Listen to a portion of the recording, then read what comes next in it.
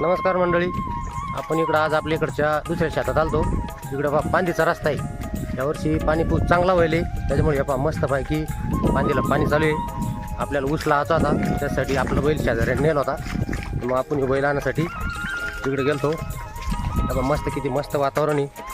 दोन इकडून झाडं आहे, मस्त खाली वाड्याला पाणी चालू आहे.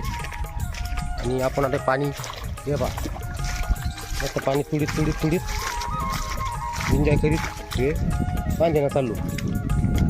यावर्षी पाणी खूप चांगलं असल्यामुळं हे पाणी हे पा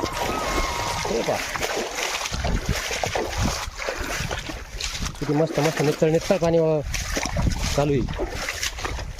काही भागामध्ये पाणी नाही, दुष्काळ परिस्थिती आहे. आणि आपला भाग एकदम मसा सुटलाम आहे. हे भाग इकडून ऊस आहे. सगळं हे बागायती क्षेत्र आहे. चॅनलवर नवीन असाल चॅनलला सबस्क्राईब करायला विसरू नका. धन्यवाद.